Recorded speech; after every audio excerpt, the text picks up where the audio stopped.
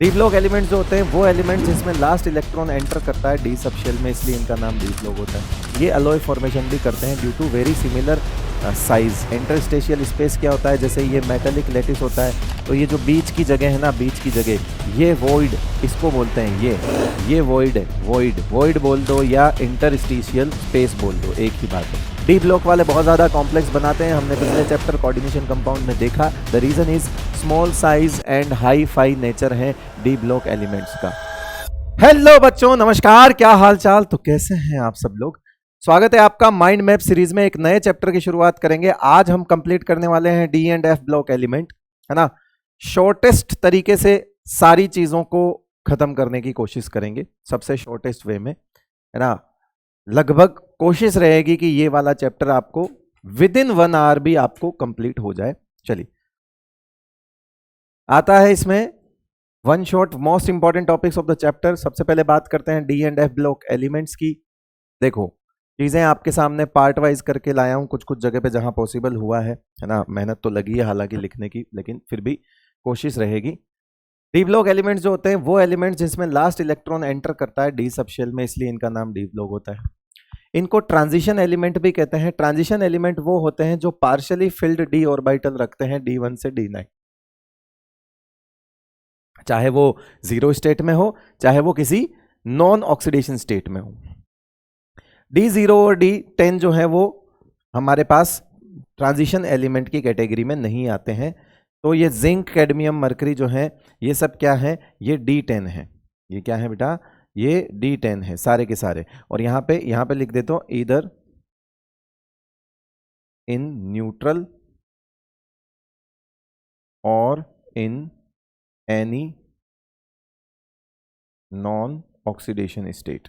Partially field किस में होना चाहिए, न्यूट्रल में भी चलेगा, और अगर किसी नॉन ऑक्सीडेशन स्टेट में भी पार्शियली है तब भी उसे हम क्या कहेंगे, ट्रांजिशन एलिमेंट। कुछ एटॉमिक प्रॉपर्टीज की बात कर लेते हैं। सबसे पहले general electronic configuration N-1D NS 0 से 2 होता है। NS का 2 होना इज नॉर्मल, मैं आपको लिख देता हूं। NS2 होना इज नॉर्मल कॉन्फ़िगरेशन है।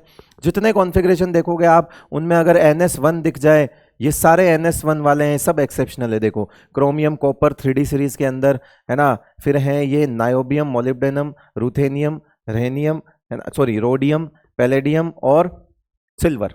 ये क्या है, ये सब दूसरी 4D सीरीज के एक्सेप्शनल कॉन्फ़िगरेशन है। और प्लेटिनम और ऑरम यानी कि गोल्ड, ये हैं 5D सीरीज के एक्सेप्शनल कॉन्फ़िगरेशन। इन सब के अंदर NS1 होगा, इन सब में 4S1 होगा, इन सब में 5S1 होगा, और इन सब में आपका, सॉरी, S1 में ये पैलेडियम नहीं आएगा, इसको ठीक कर लेना है ना, क्योंकि हमने S0 में उसको अलग से डाल दिया है। पैलेडियम जो है वो NS0 होता है, तो मैंने यहाँ से पैलेडियम हटा दिया। अब ठीक है, कोई दिक्कत वाली बात नहीं है। चलिए, डिटेल में कॉन्फ़िगरेशन पीरियोडिक टेबल में करवाए हुए हैं, मेन बैचेस में करवाए हुए हैं, आप वहां से देख सकते हैं। और एनसीईआरटी में गिवन है डिटेल के अंदर कॉन्फ़िगरेशंस, है ना, तो आप वहां देख सकते हैं।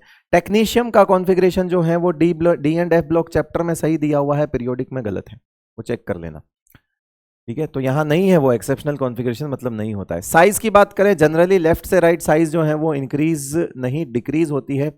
और आयंस की भी अगर हम साइज की बात करें, नॉर्मली साइज की बात करें, वो भी डिक्रीज होगी। आयंस की बात करें तो चार्ज अगर सेम है और आप एलिमेंट चेंज करते हो, सबको +2 में करते हो तो डिक्रीज होगी, सबको +3 में कंपेयर करते हो तो भी डिक्रीज होगी।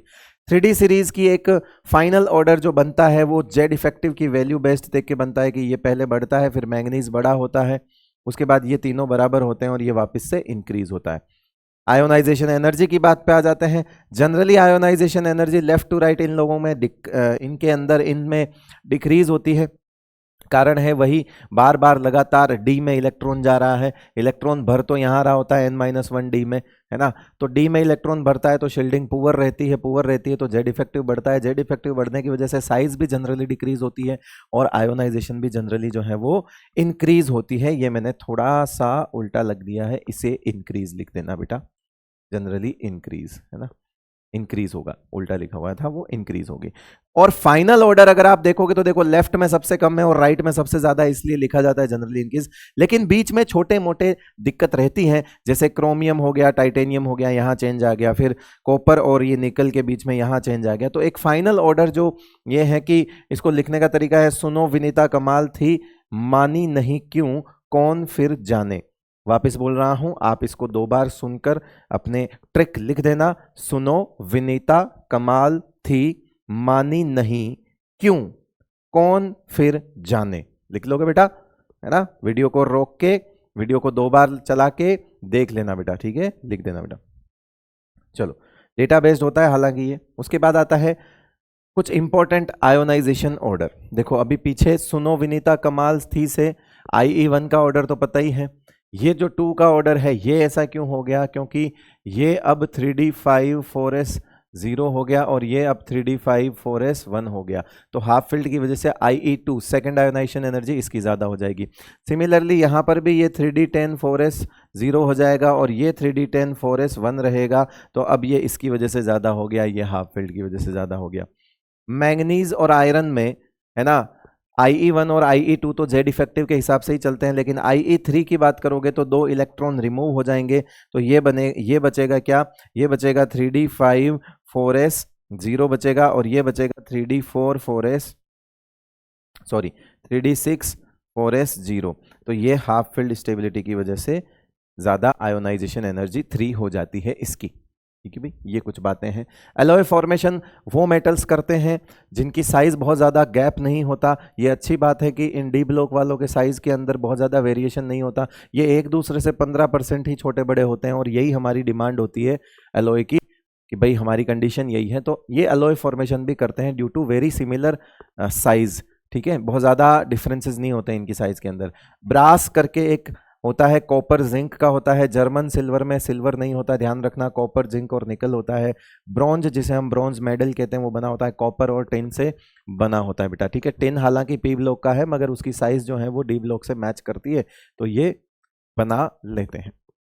उसके बाद है interstitial compound prepared by trapping small size atom, carbon nitrogen boron hydrogen जैसे छोटे एलिमेंट्स को, है ना, इनके इंटरस्टिशियल स्पेस में ट्रैप किया जाता है। इंटरस्टिशियल स्पेस क्या होता है, जैसे ये मेटेलिक लेटिस होता है, तो ये जो बीच की जगह है ना, बीच की जगह, ये वॉइड इसको बोलते हैं, ये वॉइड है, वॉइड बोल दो या इंटरस्टिशियल स्पेस बोल दो, एक ही बात है। इनकी कुछ प्रॉपर्टीज हैं, ये जो हैं ये नॉन स्टोइक्योमेट्रिक तरीके से अंदर ट्रैप होते हैं, हार्ड देन प्योर मेटल होते हैं, मेल्टिंग पॉइंट प्योर मेटल से ज़्यादा होता है, कंडक्टेंस वही रिमेन, मेटल कंडक्टर होते हैं इलेक्ट्रिसिटी के, थर्मल के, तो थर्मल और इलेक्ट्रिकल कंडक्शन सेम रहता है इनके अंदर भी। केमिकली ये इनर्ट रह जाते हैं, केमिकली इनर्ट हो जाते हैं बिकॉज ये ट्रैप होने की वजह से किसी न किसी फॉर्म में ये मेटल के साथ जो है वो रिएक्शन करते हैं। हालांकि ये कंफर्म नहीं है कि वो आयनिक होती है या कोवेलेंट, समझ नहीं आता है, लिखा होता है NCERT ने, है ना, कि ना तो आयनिक होती ना कोवेलेंट, एक अलग ही तरह का इसके अंदर ये केमिकल रिएक्शन करते हैं जिसकी वजह से ये केमिकली इनर्ट हो जाते हैं। नेक्स्ट आता है मैग्नेटिक मोमेंट, जितने अनपेड इलेक्ट्रॉन उतना पॉइंट समथिंग, सीधा जुगाड़ है। अनपेड इलेक्ट्रॉन होगा तो पैरामैग्नेटिक होगा, अब्सेंट होगा तो डायामैग्नेटिक होगा। और एक और होता है फेरोमैग्नेटिक, वो होता है सुपरलेटिव फॉर्म ऑफ पैरामैग्नेटिक, यानी कि बहुत ज़्यादा अगर कोई पैरामैग्नेटिज्म है तो उसे हम बोलते हैं फेरोमैग्नेटिक। ये सिंपल है, जितना अनपेड इलेक्ट्रॉन उतना पॉइंट समथिंग। एक फॉर्मूला भी होता है ना, रूट n+2 करके एक फॉर्मूला भी होता है, आप वहाँ से भी निकाल सकते हो, है ना, एक फॉर्मूला भी होता है मैग्नेटिक मोमेंट का, ये भी आप कर सकते हो। ठीक है भाई, जैसे 5 है, 5 रखोगे तो 7, यहाँ 5 रखोगे 35 हो जाएगा, 35 का वैल्यू आएगी वो 5 पॉइंट समथिंग ही आएगी, तो 5 अनपेड जब रखोगे तो वो ऐसा ही होगा। उसके अलावा मेल्टिंग पॉइंट जो है, देखो मेल्टिंग पॉइंट में क्या होता है कि नंबर ऑफ अनपेड इलेक्ट्रॉन जो है जितने ज़्यादा होंगे, बॉन्डिंग में जितने ज़्यादा पार्टिसिपेट करेंगे, मेटल मेटल का बॉन्ड उतना ही स्ट्रॉन्ग होगा, जिसे बोलते हैं हम इंटर एटॉमिक इंटरेक्शन जो है वो ज़्यादा होगा, तो मेल्टिंग पॉइंट भी बढ़ेगा। इसी वजह से एटोमाइजेशन एंथैल्पी भी इंक्रीज होती है। आप देखोगे मेल्टिंग पॉइंट का ग्राफ जो NCERT में दिया हुआ है और जो एटोमाइजेशन एंथैल्पी का ग्राफ दिया हुआ है वो लगभग सेम पैटर्न पे चलता है। मेल्टिंग पॉइंट के कुछ इंपॉर्टेंट ऑर्डर्स दिए हुए हैं, ग्रुप थर्ड यानी कि सबसे पहला और सबसे आखिरी जो टॉप टू बॉटम है वो डिक्रीज होता है, यानी कि स्कैंडियम है ना, यट्रियम लैंथेनम डिक्रीज होगा, जिंक कैडमियम मरकरी भी डिक्रीज होगा। ग्रुप 11 एक अलग ही चलता है, इसमें कॉपर गोल्ड और सिल्वर ऐसे चलेगा। 4 से लेके 10th तक कोई दिक्कत वाली बात नहीं है, 4 से लेके 10 नंबर ग्रुप तक इंक्रीज होता है। मैक्सिमम डी ब्लॉक में जिसका मेल्टिंग पॉइंट होता है वो होता है टंगस्टन, और हर सीरीज में जिसका मैक्सिमम होता है वो छठा ग्रुप होता है करोड़ मोल वाला। तो जिसका मोल ही ज्यादा है, याद रखेगा करोड़ मोल वाला, वो मेल्टिंग पॉइंट भी ज्यादा रखता है। 6th ग्रुप जो है हर सीरीज में मैक्सिमम है। अगर आप 3D सीरीज में मैक्स देखोगे तो क्रोमियम है, 4D सीरीज में मैक्स देखोगे तो मॉलिब्डेनम है, 5D सीरीज में मैक्स देखोगे तो टंगस्टन है, और पूरे डी ब्लॉक में मैक्स देखोगे तो टंगस्टन ही है। ठीक है भाई, जनरली आप देखो ना, अगर आप 4 से लेके 10 ग्रुप तक देखोगे तो इंक्रीज ही हो रहा है लेफ्ट टॉप टू बॉटम। ये तो दो अलग अलग वेरिएशन है, जो 1 ग्रुप, 2 ग्रुप और 3 ग्रुप। सिर्फ 12 में से 3 ग्रुप जो है वो फॉलो नहीं कर रहे हैं इस कॉन्सेप्ट को, बाकी ये जो है 9 ग्रुप, 4 से लेके 10, 9 जो ग्रुप है टोटल 9 ग्रुप फॉलो कर रहे हैं, top to bottom melting point increase होता है। Variable oxidation state due to more availability of electrons, NS के साथ साथ है ना N-D भी है, यानी कि N-1D electrons in addition to NS electron. NS के साथ साथ N-1D इलेक्ट्रॉन्स भी इनमें है, और फिर सबसे बड़ी बात है इनमें गैप भी कम होता है एनर्जी गैप में, तो इसमें से इलेक्ट्रॉन निकलने के बाद उसमें से भी निकल जाते हैं, यानी कि नंबर ऑफ इलेक्ट्रॉन्स ज्यादा निकल सकते हैं, तो ऑक्सीडेशन स्टेट की रेंज भी ज्यादा आएगी। मैक्सिमम 3D सीरीज में जो है वो मैंगनीज चलता है +2 से +7 तक। हालांकि मैंने एक पॉइंट और लिखा है, वो भी आप नोट कर लेना बेटा, Fe+5 CO+5 और स्कैंडियम +2 एग्जिस्ट नहीं करते। आयरन का +5 है ना, कोबाल्ट का +5 और स्कैंडियम का +2 एग्जिस्ट नहीं करता। वैसे मैं बता दूं कि एक सीरीज, अगर 3D सीरीज की बात करें तो पहले D5 तक ऑक्सीडेशन स्टेट की रेंज बढ़ती है क्योंकि नंबर ऑफ अनपेयर्ड इलेक्ट्रॉन बढ़ते हैं, फिर वापस से घटती है क्योंकि नंबर ऑफ अनपेयर्ड इलेक्ट्रॉन घटते हैं। तो 5 तक अगर आप देखोगे, 5 तक जो है वो पेयरिंग बढ़ना, 5 तक तो पेयरिंग होती है, 1 2 3 4 5 तक तो अनपेयर्ड बढ़ते हैं। छठे से जैसे ही जाओगे अब पेयरिंग होना शुरू हो जाएगी, तो अनपेयर्ड इलेक्ट्रॉन घटना शुरू हो जाते हैं, तो नंबर ऑफ इलेक्ट्रॉन कम होना शुरू हो जाते हैं, तो फिर से ये घटना शुरू हो जाती है। तो ठीक है, ये इंक्रीज होती है, फिर ये वापस से ऐसा डिक्रीज वाला दिखा रखा है। ऐसा एक ग्राफ एनसीईआरटी ने बना रखा होगा, देखना, ग्राफ नहीं एक सीरीज दी हुई है एनसीईआरटी में, आप चेक करना। एनसीईआरटी पढ़ना जरूरी है बेटा, इसके साथ है ना, ये माइंड मैप के साथ तो बहुत ही जरूरी है।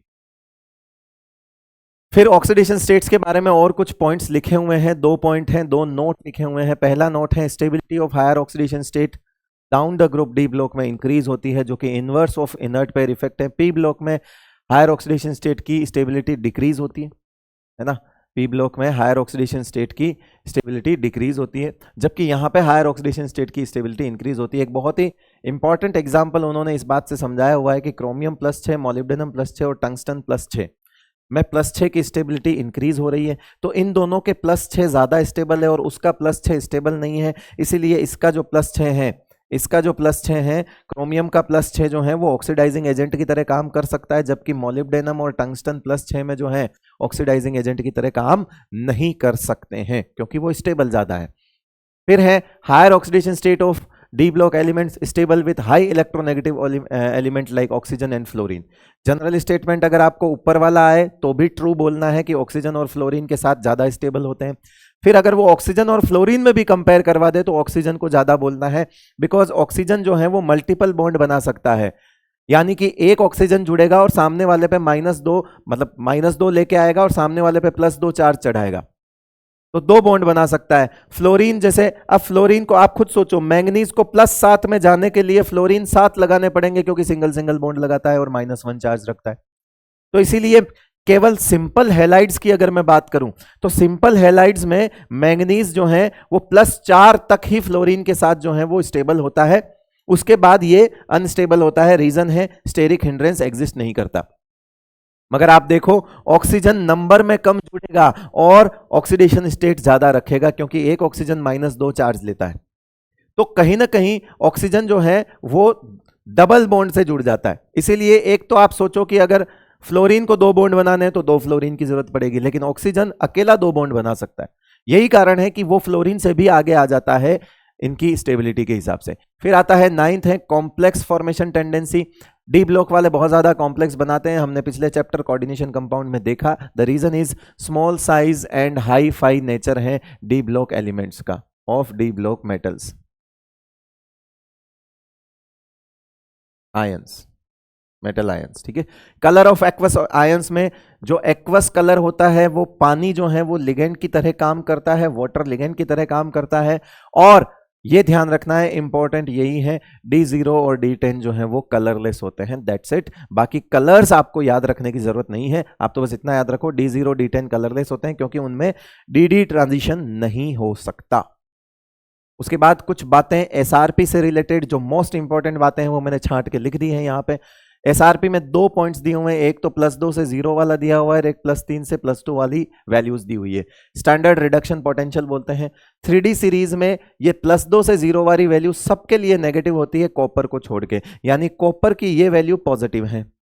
कॉपर की ये वैल्यू पॉजिटिव होने के कारण कॉपर +2 से 0 में जाना पसंद करता है, यानी कि 0 से +2 में आना पसंद नहीं करता। जब वो 0 से +2 में आना पसंद नहीं करेगा तो इलेक्ट्रॉन नहीं छोड़ेगा, और इलेक्ट्रॉन अगर नहीं छोड़ना चाहेगा तो एसिड द्वारा दिए गए H+ को H2 गैस बनने का मौका नहीं मिलेगा। इसीलिए लिखा हुआ है that's why copper can not liberate H2 gas from acids, H2 gas from acids. याद हो जाएगा क्यों? क्योंकि कॉपर +2 में जाना नहीं चाहता। अरे भाई वो तो 2 से 0 में आना चाहता है, 0 से 2 में जाने की इच्छा कम है। 0 से 2 में जाने की इच्छा कम है मतलब इलेक्ट्रॉन छोड़ने की इच्छा कम है। अब जब इलेक्ट्रॉन छोड़ने की इच्छा कम है तो एसिड जो H+ देगा उसको इलेक्ट्रॉन मिलेगा नहीं, जब H+ को इलेक्ट्रॉन मिलेगा नहीं तो वो H2 गैस बनेगा नहीं। क्लियर भाई? चलो फिर +3 +2 की कुछ वैल्यूज दी हुई है। स्कैंडियम +3 से +2 लो वैल्यू रखता है, नेगेटिव। उसका रीजन है नहीं आना चाहता, नहीं इसलिए आना चाहता है कि +3 में वो नोबल गैस कॉन्फ़िगरेशन रखता है।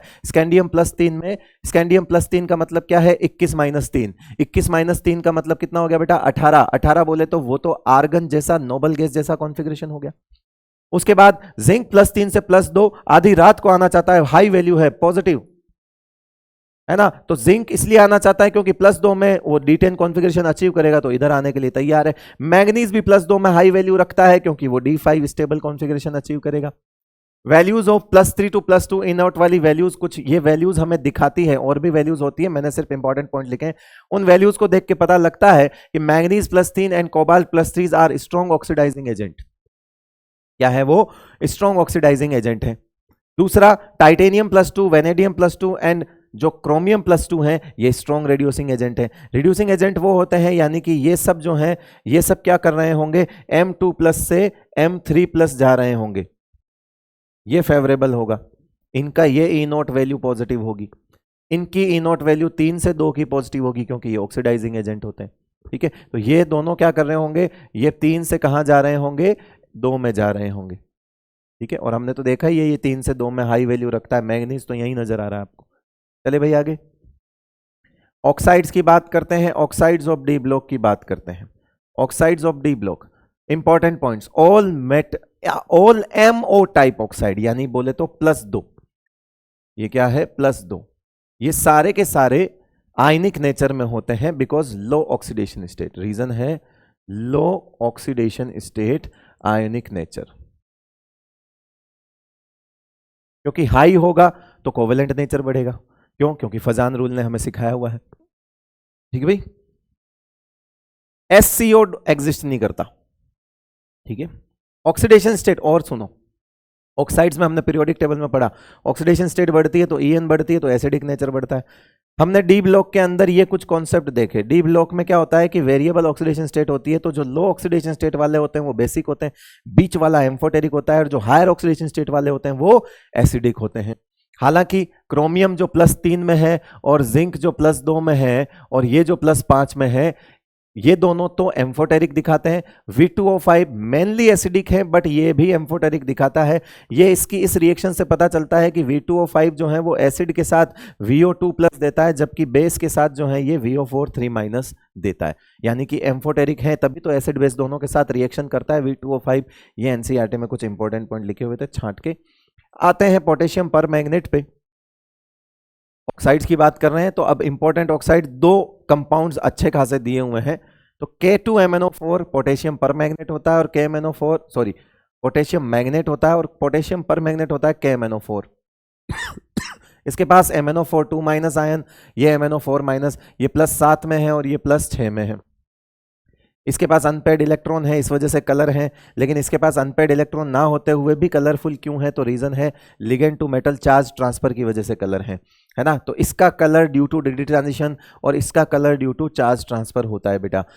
अच्छी बात यह है कि जो ये आपका मैग्नेट आयन है ये एसिडिक मीडियम में डिसप्रपोर्शनेट होता है, यानी कि +6 से +7 और +4 दोनों में चला जाएगा। इसको हम इसकी प्रिपरेशन में यूज करते हैं। नेक्स्ट स्टेप पे हम इसकी प्रिपरेशन देख रहे हैं। एक और होता है जिसका नाम होता है पाइरोलूसाइट, और उसे गर्म किया जाता है ना, ऑक्सीडेशन किया जाता है, उसे गर्म किया जाता है, हीट किया जाता है, उसका ऑक्सीडेशन किया जाता है। ऑक्सीडाइजिंग एजेंट जो है वो हवा हो सकती है और KNO3 हो सकता है। KNO3 में जो नाइट्रेट आयन है वो ऑक्सीडाइजिंग एजेंट की तरह काम करेगा। दूसरा, इसको बेसिक मीडियम के साथ फ्यूज किया जाता है, KOH के साथ फ्यूज किया जाता है। तो पहले बनता है पोटेशियम मैग्नेट। अब 3 तरीके से जो है वो चीजें बदल सकती है। पहला तरीका हमने पिछली स्लाइड पे देखा कि पर मैग्नेट को एसिडिक मीडियम में डिस्प्रोपोर्शनेट कर दो। ये लेबोरेटरी के अंदर का मेथड बन सकता है। क्यों? क्योंकि इसमें जितना मैग्नीज है वो सारा का सारा +6 से +7 में नहीं आया, कुछ +4 में भी चला गया। इलेक्ट्रोलाइसिस से भी आप इस +6 को ऑक्सीडाइज करके +7 तक ला सकते हो। ये कॉमर्शियल प्रिपरेशन है। कॉमर्शियल इसलिए क्योंकि बिजनेस में घाटा नहीं चाहिए, वो लेबोरेटरी इसलिए क्योंकि वहां घाटा होगा, क्योंकि वो सारा मैग्नीज +7 में नहीं आ रहा। उसके बाद O3 स्ट्रॉन्ग ऑक्सीडाइजिंग एजेंट, ये जो है ओजोन भी इसको ऑक्सीडाइज कर सकता है। ये भी कॉमर्शियल प्रिपरेशन नहीं होती है, ये भी लेबोरेटरीकल मेथड ही है। और एक लेबोरेटरी मेथड दिया हुआ है जो एनसीईआरटी ने स्पेसिफिकली लेबोरेटरी मेथड लिखा हुआ है, वो है, कभी लेबोरेटरी स्पेसिफिक पूछ लिया जाए तो यही देखना, मैग्नीज +2 को परऑक्सो डाइसल्फेट ऑक्सीडाइजिंग एजेंट से ऑक्सीडाइज कराओ। ये परऑक्सो डाइसल्फेट जो है इसके अंदर जो ऑक्सीजन है वो परऑक्साइड है, और परऑक्साइड जो होते हैं वो ऑक्सीडाइजिंग एजेंट होते हैं। इसके अंदर क्या है? परऑक्साइड्स हैं, O2 है, ये ऑक्सीडाइजिंग एजेंट की तरह काम करेगा, परऑक्साइड आयन। तो परऑक्साइड जब ऑक्सीडाइजिंग एजेंट की तरह काम करेगा तो अपनी ऑक्सीडेशन स्टेट को और कम कर लेगा, क्योंकि खुद रिड्यूस होगा तो ऑक्साइड में आ जाएगा। ये देखो इसमें ये सल्फेट है तो इसमें ऑक्सीजन -2 होती है, इसमें कुछ ऑक्सीजन -1 में भी होती है, वो परऑक्साइड बोलते हैं। इसको क्या बोलते हैं बेटा? परऑक्साइड। ठीक है, तो ये MnO4- में बदल जाएगा वायलेट कलर में। लेबोरेटरी के अंदर कलरलेस Mn+2 का कोई सॉल्ट ले लिया जाता है, जनरली MnCl2 होता है। MnCl2 में परऑक्सो डाइसल्फेट मिला दिया जाता है ना, और उससे हम बना सकते हैं लेबोरेटरी के अंदर। फिर आते हैं, दोनों को कंपैरिजन देख लेते हैं। ये जो मैग्नेट आयन है इसमें D1 है, N1 है, तो अनपेड इलेक्ट्रॉन है तो पैरामैग्नेटिक होगा, डार्क ग्रीन कलर का होता है। स्ट्रक्चर टेट्राहेड्रल अगली स्लाइड पे मिलेगी, इसकी स्ट्रक्चर भी टेट्राहेड्रल अगली स्लाइड पे मिलेगी। MnO4- जो कि पर मैग्नेट आयन है, +7 है, D0 है, N0 है, डायामैग्नेटिक है। बट एनसीईआरटी ने एक चीज लिखी हुई है कि अगर टेम्परेचर बढ़ाओगे घटाओगे तो ये वीक पैरामैग्नेटिज्म दिखा सकता है। हालांकि इसमें अनपेड इलेक्ट्रॉन नहीं है, आपसे अगर इस बारे में बात ना करे तो आपको इसको डायामैग्नेटिक ही बोलना है मोस्टली, क्यों परेशान नहीं होना है। डार्क पर्पल और वॉयलेट कलर जो है वो DD ट्रांजिशन तो इसमें पॉसिबल नहीं है, उसमें तो है फिर भी, क्योंकि वो D6 है, इसमें तो पॉसिबल नहीं है। सॉरी, D1 है, वो D6 नहीं, D1 है, इसमें पॉसिबल नहीं है, D0 है। तो इसमें होता है ligand to metal charge transfer. आपको इतना डिटेल में जाने की जरूरत नहीं, आप यूं समझ लो कि इसके अंदर जो कलर होता है वो चार्ज ट्रांसफर की वजह से होता है। नेक्स्ट हम बात करें इनकी स्ट्रक्चर की, बात करें, दोनों टेट्राहेड्रल है। -2 मैंने सिखाया हुआ है, -2 का मतलब है 2 सिंगल बाकी 2 डबल, -1 का मतलब है 1 सिंगल बाकी 3 डबल। तो आप देखोगे तो इसका एवरेज बॉन्ड ऑर्डर जो है वो 6/4 आएगा। सारी MnO बॉन्ड लेंथ बराबर होगी ड्यू टू द रेजोनेंस, इधर भी सारी MnO बॉन्ड लेंथ बराबर होगी ड्यू टू द रेजोनेंस। हालांकि यहाँ जो बॉन्ड ऑर्डर आएगा वो 7/4 आएगा, यानी कि यहाँ पे बॉन्ड ऑर्डर ज्यादा आएगा, क्योंकि यहाँ डबल बॉन्ड ज्यादा दिख रहे हैं आपको, 7/4 है। अब डबल बॉन्ड ज्यादा है तो लेंथ कम हो जाएगी, तो इसकी लेंथ कम हो जाएगी, MnO4 की लेंथ कम हो जाएगी। क्यों? क्योंकि ऑर्डर ज्यादा है। ऑर्डर क्यों जाता है? क्योंकि 7/4 की वैल्यू ज्यादा आएगी 6/4 से। इसमें D पाई P पाई बॉन्ड कितने दिख रहे हैं? D कौन देगा? ऑब्वियसली ऑक्सीजन के पास D नहीं होता, D तो मैंगनीज ही देगा, P देगा ऑक्सीजन। कितने हैं बेटा? 2। यहाँ पे D पाई P पाई बॉन्ड कितने हैं? तो 3 हो जाएंगे। ठीक है भाई, इसमें D pi p pi bond कितने हैं, 3 है। रेजोनेंस होता है तो इन सब में पार्शियल डबल बॉन्ड कैरेक्टर होता है, इसी वजह से इक्वल है। इसमें भी रेजोनेंस है, इस वजह से सब जगह पार्शियल डबल बॉन्ड कैरेक्टर होता है। यानी ये 6/4 बॉन्ड हर जगह है, ये 7/4 बॉन्ड हर जगह है। ठीक है बेटा, उसके बाद करते हैं रिएक्शंस ऑफ KMnO4।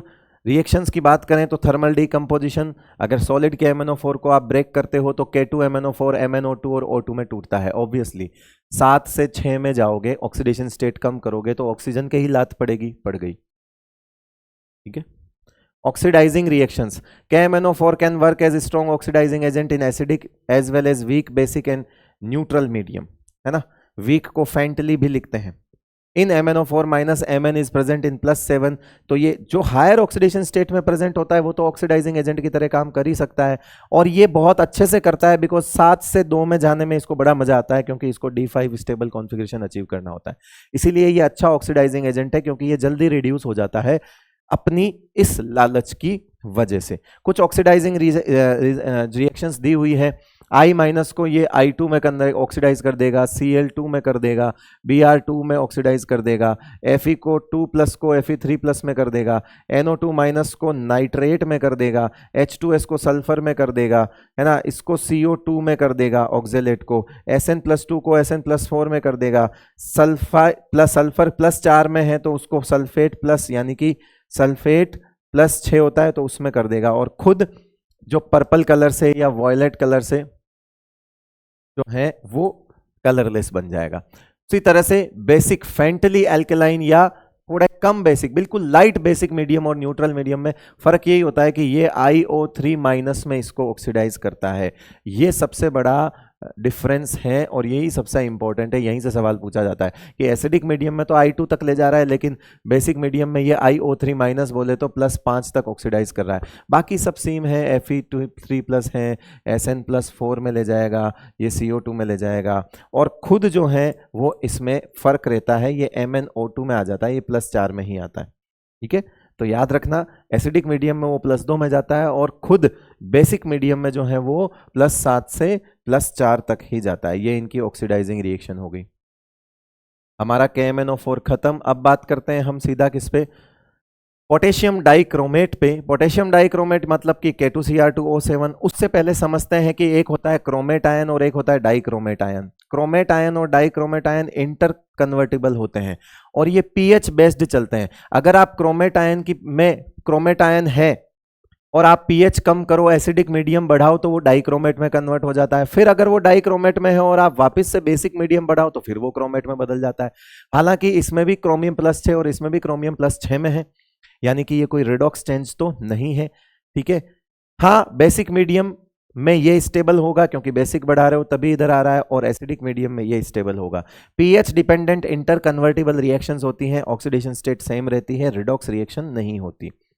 फिर बात करते हैं स्ट्रक्चर की। स्ट्रक्चर में अगर बात करें तो क्रोमेट है ना, पहले प्रिपरेशन देख लेते हैं, आ जाओ पहले प्रिपरेशन की बात कर लेते हैं। प्रिपरेशन जो है ये बनता है क्रोमाइट ओर से। क्रोमाइट ओर होता है बेटा FeCr2O4 which is a mixed oxide of FeO and Cr2O3। तो FeO +2 में है और क्रोमियम +3 में है। अगर हम क्रोमाइट ओर का ऑक्सीडेशन करें हवा में जला के, है ना, हवा में इसको गर्म करेंगे तो ये ऑक्सीडाइज होगा। ये देखो आयरन जो अपना +2 में था यहाँ +3 में आ गया, और क्रोमियम जो अपना +3 में था वो +6 में आ चुका है। आयरन +3 में बेसिक होता है और क्रोमियम +6 में एसिडिक होता है। बस इसी बात का फायदा हमने उठाया और हमारे को रिएक्शन में आगे ले जाना था क्रोमियम को और इसको यहीं पटकना था, तो हमने बेसिक ले लिया sodium carbonate. Sodium carbonate basic होता है, बेसिक को नहीं खाएगा, बेसिक उठा के लाएगा किसको बेटा, एसिडिक को, और बन जाएगा एक येलो कलर का सॉल्यूशन जिसका नाम है सोडियम क्रोमेट। येलो क्यों है, क्योंकि क्रोमेट आयन है, पीछे अभी बताया वो येलो कलर का है, तो ये येलो कलर का सॉल्यूशन बन गया। अब मीडियम को एसिडिक करूंगा तो क्रोमेट डाइक्रोमेट में बदल जाएगा और ये कौन सा हो जाएगा बेटा, ऑरेंज कलर का सॉल्यूशन बन जाएगा। फिर मैं KCl के साथ रिएक्शन करूंगा तो मेरे को ऑरेंज क्रिस्टल्स मिल जाएंगे K2Cr2O7 के। सोडियम आयन हट जाएंगे, पोटेशियम आयन लग जाएंगे। पोटेशियम आयन जैसे ही लगेंगे इसकी जो KSP होती है वो लो होती है, ये कम सोल्यूबल होता है, इसीलिए सॉलिड के अंदर ये क्रिस्टल्स मिलना शुरू हो जाते हैं उस रिएक्शन में। यहां पे ये ऑरेंज सॉल्यूशन है और ये ऑरेंज क्रिस्टल्स हैं। स्ट्रक्चर्स की अगर बात करें तो स्ट्रक्चर में अगर हम बात करें तो क्रोमेट है और डाइक्रोमेट है। बना सकते हो 2 सिंगल 2 डबल, ठीक है, tetrahedral. All CRO bond length are equal, इसमें भी रेजोनेंस होगा। 2 d pi p pi bond है, क्रोमियम का डी, ऑक्सीजन का, सेम वैसा ही जैसा पीछे था। और एवरेज CRO बॉन्ड ऑर्डर है वो 6/4 हो जाएगा। Both are diamagnetic because unpaired electron इनमें 0 है, क्योंकि क्रोमियम +6 में अनपेयर्ड इलेक्ट्रॉन 0 रखता है। उसके बाद अगर हम बात करें डाइक्रोमेट में, तो ये थोड़ा इंटरेस्टिंग है, ये इस तरह से बनेगा। 2 टेट्राहेड्रल यूनिट जो है वो फ्यूज होगी वाया CrO-Cr ब्रिज के, है ना, एक ऑक्सीजन ब्रिज का होगा।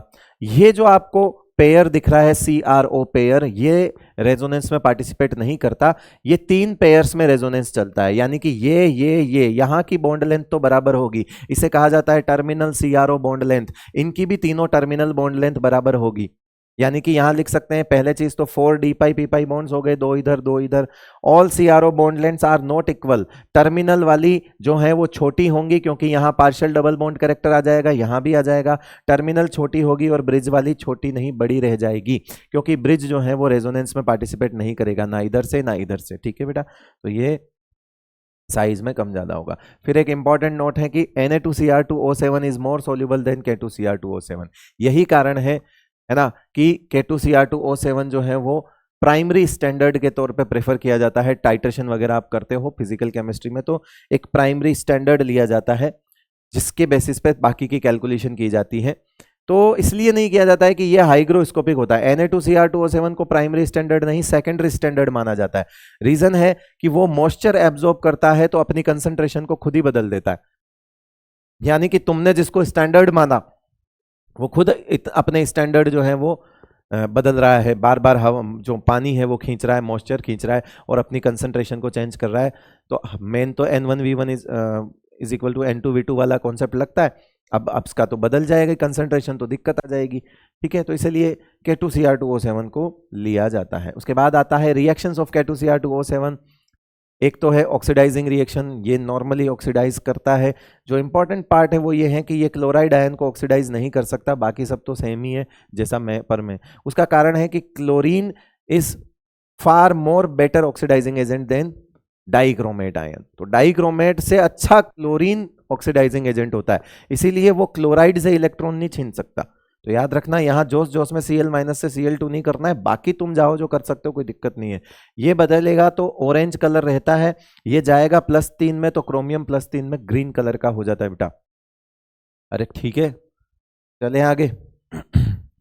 थर्मल डीकंपोजिशन की अगर हम बात करें तो K2Cr2O7 टूटता है K2CrO4, Cr2O3 एंड O2। वही सेम चीज है जैसा KMnO4 में था, टूटेगा तो ऑक्सीजन को लात पड़ेगी, तो अपनी ऑक्सीडेशन स्टेट को कम करेगा। ये रहा +3 वाला क्रोमियम आ गया, ऑक्सीजन के लात पड़ गई, ठीक है भाई, याद कर लेना, ये चीज बहुत काम की है। दोनों K2Cr2O7 और KMnO4 अच्छे ऑक्सीडाइजिंग एजेंट हैं, बिकॉज दोनों ही जो हैं वो अपनी अपनी स्टेबल ऑक्सीडेशन स्टेट अचीव करते हैं। ये जो D3 है, ये D3 जो है ये T2G3 स्टेबल होता है, हाफ फील्ड स्टेबल,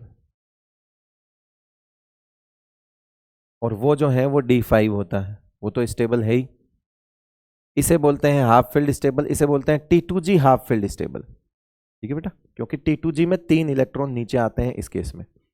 हालांकि मैंने वो फाइनल ऑर्डर लिखा है वहां MnO4 Cl2 और Cr2O7, ठीक है भाई। F ब्लॉक जो है वो शुरू करते हैं, लास्ट F ब्लॉक है हमारे पास lanthanoids and actinoids. Lanthanoid actinoids साफ साफ पता है, लेंथेनॉइड होते हैं प्लस वो छठे पीरियड के, ये 7वें पीरियड के, ये ग्रुप थर्ड दोनों का सेम रहता है। ये होते हैं सीरियम से ल्यूटेशियम और ये होते हैं थोरियम से लॉरेंशियम। सबसे पहले बात करेंगे हम किसकी, लेंथेनॉइड्स की। इलेक्ट्रॉनिक कॉन्फ़िगरेशन ये लिखा हुआ है आपके सामने। इलेक्ट्रॉनिक कॉन्फ़िगरेशन की अगर हम बात करें तो ये लिखा हुआ है, एक सेकेंड यहाँ कुछ मिट गया है, सही कर देता हूँ, ठीक है। जो आपको हाईलाइटेड इलेक्ट्रॉनिक कॉन्फ़िगरेशन है जिन पे मैं स्टार लगा रहा हूँ, एक तो सबसे बीच का, लास्ट का और सबसे पहला, ये ऐसे हैं जिनमें D1 है, और D1 का होना एक्सेप्शनल होता है। ये देखो D1 का होना एक्सेप्शनल है, बाकी सब में D0 है। तो 5D0 होना इज नॉर्मल, 5D1 होना इज एक्सेप्शनल। जुगाड़ है, अब तक 56 भरो, यानी कि जीनोन और 6s2 सब में जाएंगे, बचे हुए इलेक्ट्रॉन आप 4f में भर दीजिए। लेकिन मगर साथ ध्यान में रखिए कि सिनेमा गदर लुट गई, यानी कि सीरियम, गैडोलिनियम और ल्यूटेशियम में 1 डालना है। बाकी जितने इलेक्ट्रॉन बचे वो सब आप 4f में डाल देना। यहां तक सब में कॉमन रखना है, 54 + 2 56, ये वाला तो सब में सेम रहेगा। बचे हुए इलेक्ट्रॉन 4f में जाएंगे, इस बात के साथ कि 3 जगह पे d1 में 1 भी जाएगा। बाकी डिफरेंसेस जो हैं वो आप इसमें भर सकते हो, डिफरेंस इलेक्ट्रॉन ये आपका हो जाएगा। ठीक है भाई। और आप देखो ऐसे भी याद करना है तो इसमें आप देखो F0 F2 और F8 नहीं है, और F7 और F14 जो है वो रिपीट हैं, इससे भी याद रह जाएगा आपको। उसके बाद हम साइज की बात करेंगे। लेंथेनॉइड्स की size top to left to right decrease होती है due to Z effective, increase होता है। और जेड इफेक्टिव इसलिए इंक्रीज होता है क्योंकि इनमें left to right electron 4f में भरे जा रहे हैं।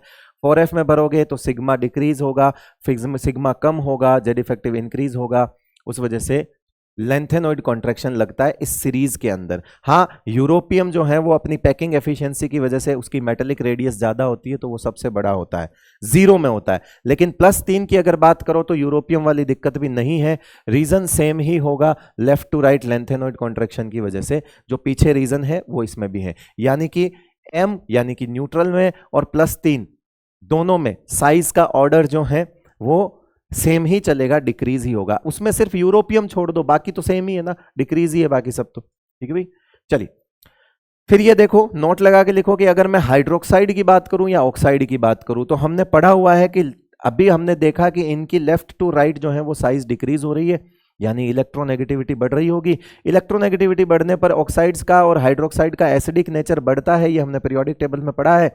और अगर एसिडिक नेचर बढ़ेगा तो बेसिक जो है वो डिक्रीज होगा। सो वो जो है वो बेसिक है, इधर से आने पर बेसिसिटी कम हो जाती है, ये सबसे कम बेसिक है और ये सबसे ज्यादा एसिडिक होगा। फिर कुछ ऑक्सीडेशन स्टेट से रिलेटेड बातें की हुई हैं। इनकी कॉमन ऑक्सीडेशन स्टेट जो है वो +3 होती है बेटा, है ना। मोस्ट स्टेबल ऑक्सीडेशन स्टेट भी इनकी जो है वो क्या होती है, +3 होती है। कॉमन भी +3 होती है, हर कोई इनको +3 में ही आना पसंद है। हालांकि कुछ एलिमेंट्स +2 और +4 भी शो करते हैं कि उनको वैकेंट, हाफ फिल्ड और फुल फिल्ड F स्टेबिलिटी मिल जाती है। जैसे सीरियम +4 इसलिए होता है क्योंकि ये वैकेंट है, यानी कि इनर्ट गैस का कॉन्फ़िगरेशन हो गया।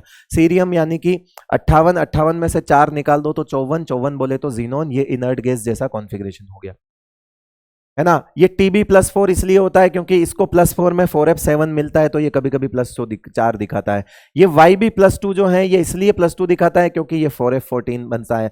और यूरोपियम +2 में भी हाफ फिल्ड बन जाता है, इसीलिए कहीं ना कहीं ये लिखा हुआ है कि कुछ एलिमेंट 4 और 2 भी दिखाते हैं 3 को छोड़ के। उसका रीजन है कि उनकी स्टेबिलिटी उन्हें थोड़ी नजर आती है। हालांकि ये लालच इनको इतना ज्यादा पसंद नहीं है, जब भी मौका मिलेगा ये फिर से +3 में जाएंगे। इसीलिए अगली स्लाइड पे लिखा हुआ है साफ साफ कि सीरियम और Tb+4 ऑक्सीडाइजिंग एजेंट है, क्योंकि ये वो +3 में जाना चाहता है, उनके ई नोट वैल्यू पॉजिटिव होते हैं। अब आप सोचो, वो दिखाते हैं कॉन्फ़िगरेशन की स्टेबिलिटी की वजह से, लेकिन जब बात आती है 3 में जाने की तो बाकी सब भाइयों के साथ है, कह रहे चलेंगे 3 में ही, मोस्ट स्टेबल तो हम 3 में ही हैं, छोड़ देंगे वो अपनी स्टेबिलिटी का लालच और 3 में आ जाएंगे। सिमिलरली अगर ये 2 वाले हैं और ये 3 में आ जाए तो ये रिडक्टेंट की तरह एक्ट करेंगे, रिड्यूसिंग एजेंट की तरह एक्ट करेंगे, है ना। तो ये 2 वाले भी 3 में आना चाहते हैं, वो 4 वाले भी 3 में आना चाहते हैं। जो 4 वाले 3 में आएंगे वो ऑक्सीडाइजिंग एजेंट कहलाएंगे, और ये 2 वाले 3 में आएंगे तो इनको हम रिड्यूसिंग एजेंट बोलेंगे। कुछ प्रॉपर्टीज की अगर बात करें तो ये जितने हैं ये सब सिल्वरी व्हाइट मेटल्स होते हैं बेटा, सिल्वरी व्हाइट मेटल होते हैं। हवा में छोड़ने पर जल्दी से टर्निश हो जाते हैं, धुंधले पड़ जाते हैं, फीके पीले पड़ जाते हैं। हार्डनेस इनकी लेफ्ट टू राइट इंक्रीज होती है। जो सैमेरियम होता है वो स्टील हार्ड होता है, उसका मैक्सिमम मेल्टिंग पॉइंट होता है ना, maximum in series. Good conductor of heat and electricity बताने की जरूरत नहीं है, मेटल्स हैं। लगभग सारे ट्राईवेलेंट जो हैं ये कलर्ड होते हैं, लेकिन लेंथेनम और ल्यूटेशियम, लालू, जो लालू है वो कलरलेस होता है बेटा, ठीक है, याद रह जाएगा, लालू कलरलेस होता है। बाकी सबके सब क्या होते हैं, कलर्ड होते हैं। F0 और F14 में अनपेड इलेक्ट्रॉन 0 होता है, इसलिए ये जो है वो डायामैग्नेटिक होते हैं। उनके एग्जाम्पल हैं लेंथेनम +3, ल्यूटेशियम +3, सीरियम +4 और Yb+2। इनमें अनपेड इलेक्ट्रॉन 0 होंगे तो ये सब डायामैग्नेटिक होंगे, और बाकी जिनमें अनपेड इलेक्ट्रॉन होंगे वो पैरामैग्नेटिक होंगे। नेक्स्ट आता है इनकी आयोनाइजेशन एनर्जी के बारे में बात। तो आयोनाइजेशन इनकी एनर्जी पहली और दूसरी कैल्शियम के बराबर होती है। फिर इनकी तीसरी आयोनाइजेशन एनर्जी की वैल्यू एबनॉर्मली लो होती है। उसका रीजन है कि 2 इलेक्ट्रॉन निकालने के बाद तीसरा इलेक्ट्रॉन ये बहुत आसानी से देते हैं, क्योंकि तीसरा इलेक्ट्रॉन कुछ एलिमेंट, कौन, लैंथेनम, गैडोलिनियम और ल्यूटेशियम के बारे में बात की हुई है। ये तीनों एलिमेंट में से तुम 2 इलेक्ट्रॉन निकाल दो, तीसरा इलेक्ट्रॉन ये हाथ पकड़ के देंगे, बोले भाई ले जा। तीसरा इलेक्ट्रॉन निकलते ही ये कहीं ना कहीं स्टेबल हो रहे हैं किसी न किसी तरीके से। जैसे लैंथेनम में से तुम 3 इलेक्ट्रॉन निकालोगे तो वो इनर्ट गैस का कॉन्फिगरेशन अचीव कर रहा है, इसलिए ये तीसरा इलेक्ट्रॉन बहुत जल्दी दे देगा, 2 निकालते ही तीसरा के लिए ले जा। गैडोलिनियम में से तुम 3 इलेक्ट्रॉन निकालोगे तो ये F7 हाफ फील्ड स्टेबिलिटी ले लेगा।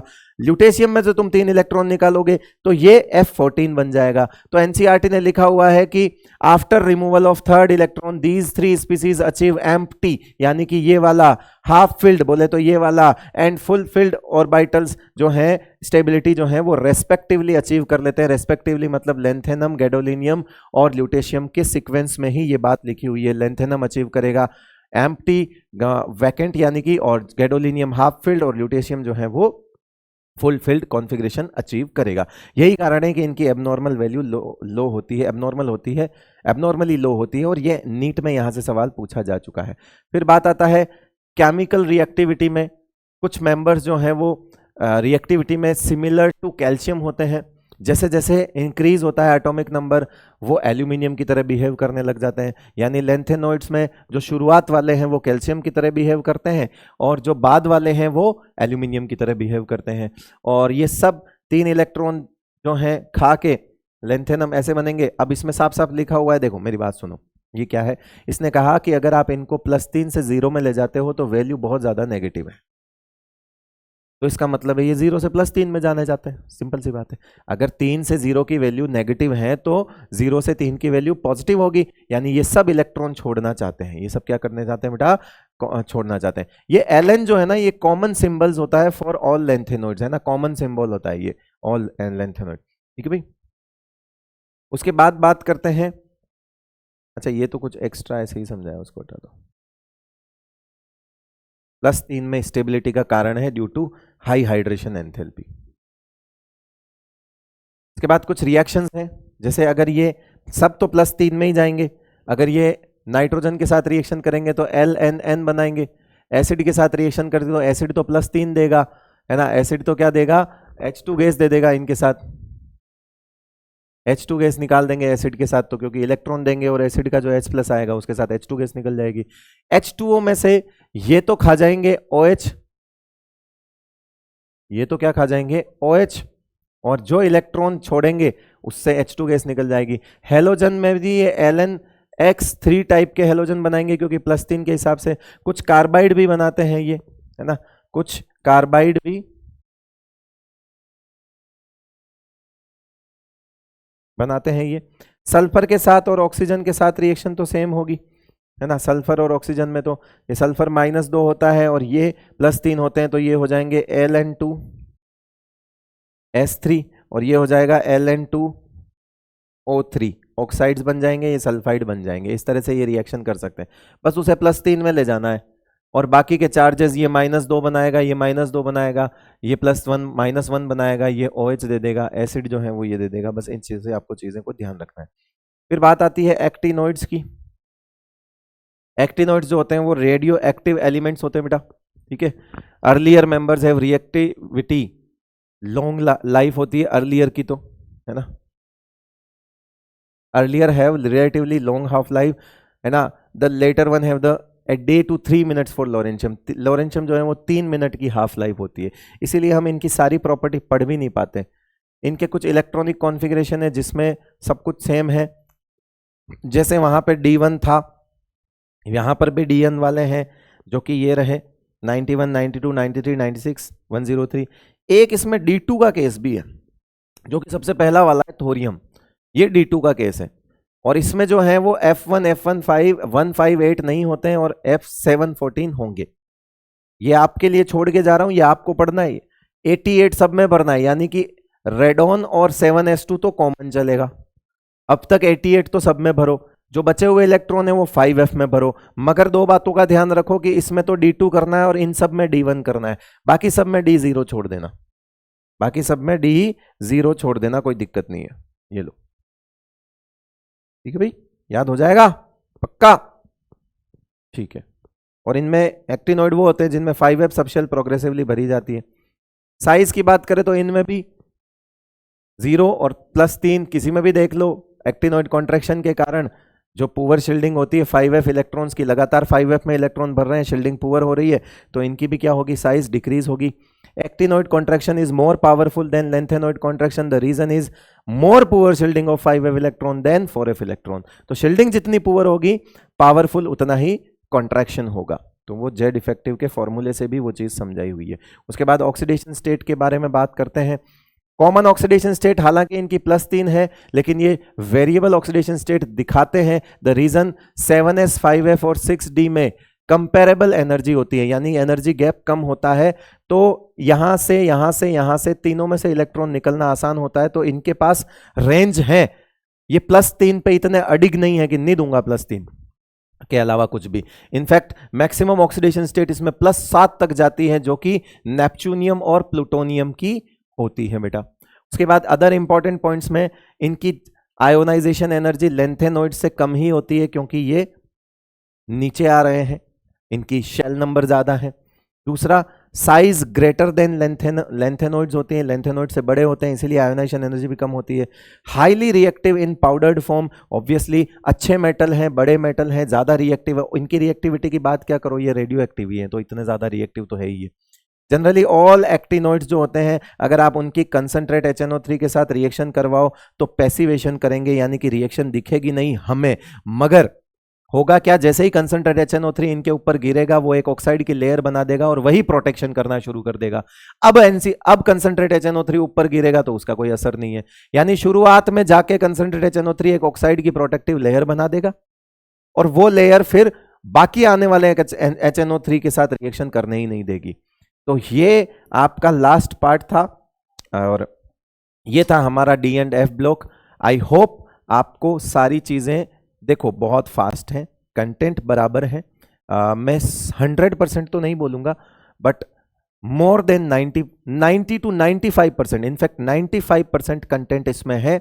अगर इस कंटेंट के साथ कोई बच्चा एनसीईआरटी रीडिंग लगा लेगा, मेरा दावा है उसका डी एंड एफ ब्लॉक एकदम परफेक्ट है फॉर द नीट। चलिए, बहुत बहुत शुक्रिया आपका, थैंक यू सो मच। मिलते हैं अगले चैप्टर में, नमस्कार।